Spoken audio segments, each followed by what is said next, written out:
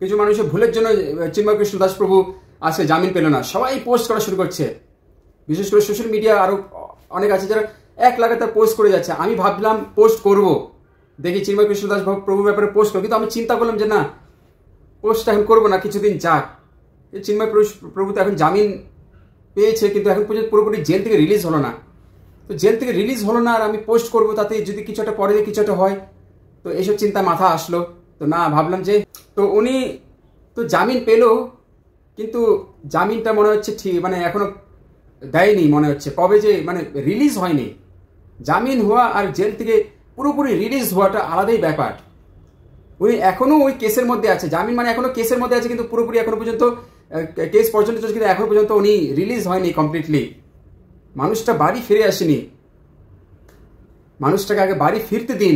একজন ব্রহ্মচারী তার উপর দিয়ে ধর্মের জন্য লড়ছে, এই জন্য টিকে আছে, অন্য মানুষ টিকে থাকতে পারবে না। আপনি একটা ঘরের মধ্যে 24 ঘন্টা ঘরের মধ্যে বন্দি হয়ে থাকুন, আর কোনো মানুষের সাথে আপনি যোগাযোগ রাখবেন না, আপনি ফোন চালাতে পারবেন না। আপনি ভাবুন যে আপনার কেমন লাগবে, আপনার দম আটকে যাবে, আপনার ছটফট করবে মন। তো ওখানে ওনার কেমন লাগছে ভাবুন। উনিও তো একজন সনাতনী, উনিও তো একজন ভগবানের ভক্ত, জগন্নাথের ভক্ত। উনি কৃষ্ণের দেওয়া নিয়ম পালন করেছে, কৃষ্ণ দেওয়া মানুষদেরকে একত্রিত করেছে, আর সনাতনীদেরকে একত্রিত করেছে উনি আর গোপীনাথ দাস ব্রহ্মচারী আর অনেক অনেক মহান যোদ্ধারা, মহান সাধুরা তো একত্রিত করছে। সাধু আছে দেখে তো দেশটা টিকে আছে। আগে কেসটা পুরোপুরি সলভ হোক, যে না উনি পুরোপুরি রিলিজ হয়ে গিয়েছে জেল থেকে, এখন ওনার উপরে কোনো কেস বা কোনো জামিন বা কোনো কিছু কেস রিলেটেড ইস্যু নয়। বাংলাদেশের মানুষ কি ভাবছেন কি এমনি এমনি বসে আছে? তারাও দেখছে, এগুলো সব চেক করছে, বান্দরে লাফালাফি, আরো কেস আরো জটিল হয়ে গিয়েছে। এখন কবে রেহাই পাবে, কবে উনি বাড়ি আসবে? মানুষটাকে আগে বাড়ি আসতে দেন। মানুষটা ওকে জেলের প্রসাদ খাচ্ছে, মানুষটাকে বাড়ির প্রসাদ খেতে দেন। মানুষটা আসুক, নিজের বিছানাতে বসে একটু ঘুমাওক। উনি মানুষটা কত চাপ পড়েছে। চিন্ময় কৃষ্ণ দাস প্রভু একজন সনাতনী মহাযোদ্ধা, আপনি ভাবুন 6 মাস ধরে জেলে আছে, একজন ব্রহ্মচারী আছে দেখি উনি সহ্য করতে পারছে, কোনো গৃহস্থ ভক্ত বা কোনো সাধারণ ভক্তরা সহ্য করতে পারবে না। তো কিছু কিছু সোশ্যাল মিডিয়া যারা আগের থেকেই পোস্ট করে শুরু যে কৃষ্ণ প্রভু জামিন পেয়ে গিয়েছে, এখন ওকে পাকিস্তান পালাতে হবে, জেল ছেড়ে বাংলাদেশ থেকে পালাতে হবে। আমি কার কথা বলছি? বাংলাদেশে যে আছে, ওনাকে জেল ছেড়ে ওনাকে এখন পাকিস্তান পালাতে হবে, ওনার এখন অবস্থা টাইট। তো ওনার সাথে এগুলো কি রিলেটেড? ইউনিসের সাথে এগুলো কি রিলেটেড?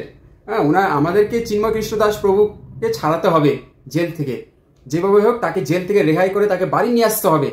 তারপরে পোস্ট করুন যে চিন্ময় কৃষ্ণ দাস প্রভু এখন জেল থেকে রেহাই হয়ে গিয়েছে, মহান সনাতনী বীর যোদ্ধার, আপনি পোস্ট করুন যেভাবে। কিন্তু এখন পোস্ট করলে বহুত ক্রুশিয়াল ব্যাপারটা, এখন পর্যন্ত উনি জেল থেকে রেহাই পায়নি কমপ্লিটলি, এখনো কিন্তু জামিনে আছে।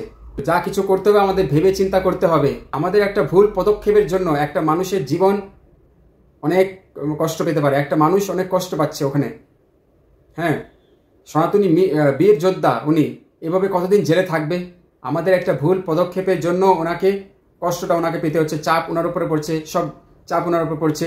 আজ উনি সমস্ত সনাতনীদেরকে একত্রিত করেছে, এটা বিরাট বড় উনি যোগদান করে গিয়েছে। তো আমাদেরকে খুব বুদ্ধি খাটিয়ে চলতে হবে। আমরা এমন কোনো কার্য করবো না যাতে আমাদের জন্য উনি যেন কষ্ট না পায়।